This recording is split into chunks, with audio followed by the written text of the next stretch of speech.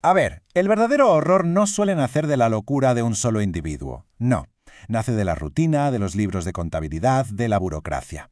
Hoy vamos a analizar cómo algunos de los regímenes más brutales de la historia no se basaron en el caos, sino en sistemas metódicos, casi industriales, diseñados para destrozar cuerpos, fabricar silencio y, al final, aniquilar el alma humana.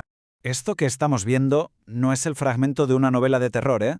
Es una entrada real, escalofriantemente administrativa, sacada del libro de contabilidad del emperador Calígula, un simple registro que convertía una atrocidad en una transacción más del imperio.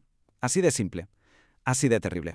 Y esa es la pregunta central que vamos a explorar, porque el verdadero terror del poder absoluto no está en su capacidad para la violencia esporádica. ¿Qué va? Su verdadero genio reside en crear sistemas organizados, metódicos, burocráticos, de crueldad. Para estos regímenes, la violencia contra el cuerpo no era simplemente sadismo, para nada. Era, sobre todo, un instrumento calculado de control político, una forma de demostrar que no había nada, ni siquiera la propia carne, que el Estado no pudiera profanar y poseer. Este es un ejemplo perfecto de cómo se disfraza la opresión. En el antiguo Egipto, los sacerdotes justificaban la mutilación genital de las niñas como un ritual de purificación, algo que exigían los dioses. Pero la realidad, claro, era otra. Un sistema brutal para controlar la sexualidad femenina, asegurar su sumisión y extirpar el placer de sus cuerpos para siempre. La religión al final se convirtió en el arma perfecta. Lo que resulta fascinante, en el sentido más oscuro de la palabra, es cómo Calígula lo monetizó todo. Transformó la violación sistemática de la élite de Roma en una empresa estatal que generaba ingresos, como si fuera un impuesto más. El sistema era metódico. Cada acto tenía un precio estandarizado, se registraba en libros oficiales y los beneficios iban directos al tesoro imperial. La depravación convertida en política fiscal. Una auténtica locura.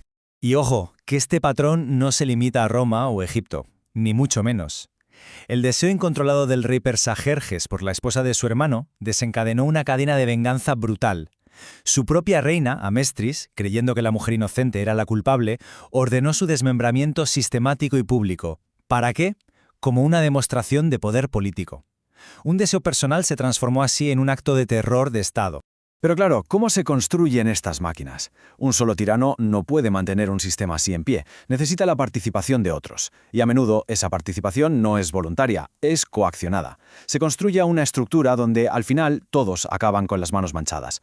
Esta frase es la clave para entender a gente como el emperador Maximino el Tracio. Organizaba fiestas depravadas, orgías de violencia, pero su objetivo real no era el placer, era la corrupción. Obligaba a la élite de Roma a participar, a ser testigos y cómplices de sus crímenes. ¿Por qué? Pues muy sencillo, porque un hombre que ha participado en el horror no puede denunciarlo sin denunciarse a sí mismo. La culpa compartida garantiza el silencio colectivo.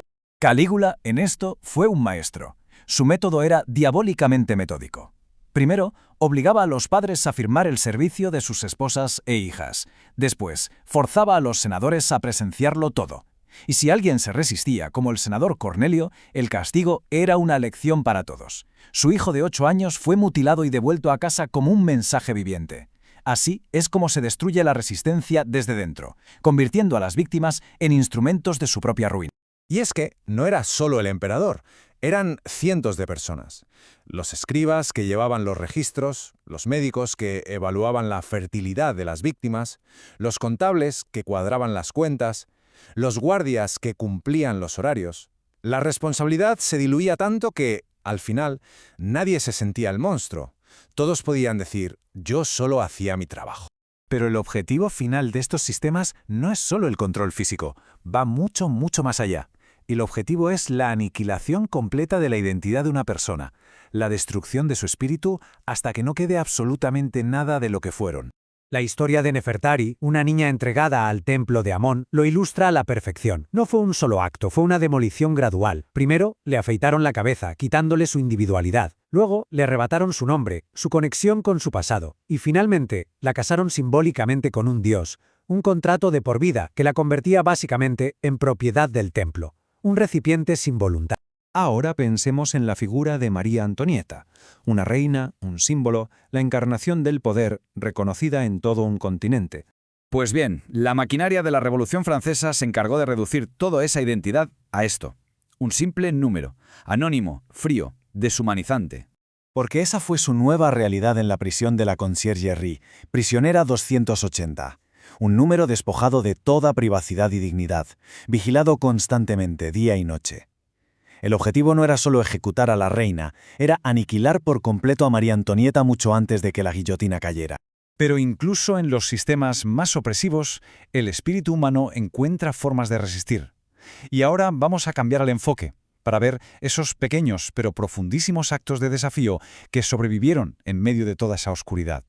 Estas son las palabras que resumen la vida de Marco, el escriba romano que sirvió bajo Maximino el Tracio. Arriesgando su propia vida, documentó en secreto los horrores del emperador, escondiendo sus escritos para que la verdad tuviera una oportunidad de sobrevivir, aunque él no lo hiciera. Su negativa a olvidar fue un acto de resistencia monumental. Y este es el espíritu del mensaje que Mutumuya, una niña nubia forzada a servir en un templo egipcio, grabó en un trozo de cerámica. En un mundo diseñado para borrarla por completo, su último acto fue reclamar su identidad, su nombre, su pasado. Un pequeño arañazo en la piedra que se convirtió en un grito a través de los siglos. Y finalmente, María Antonieta. Sus últimas palabras. Después de meses de humillación camino del cadalso, pisó accidentalmente el pie de su verdugo y se disculpó. En ese instante final, no como la prisionera 280, sino como un ser humano, reafirmó su gracia y su humanidad frente a la maquinaria que había sido diseñada para destruirla. Esa fue su victoria definitiva. Y con esto terminamos. La burocracia del mal, la complicidad forzada, la deshumanización sistemática, los patrones, como vemos, son antiguos. La pregunta que queda en el aire no es si esto sucedió, sino si hemos aprendido a reconocer los planos de estas máquinas cuando resurgen en nuestro propio tiempo.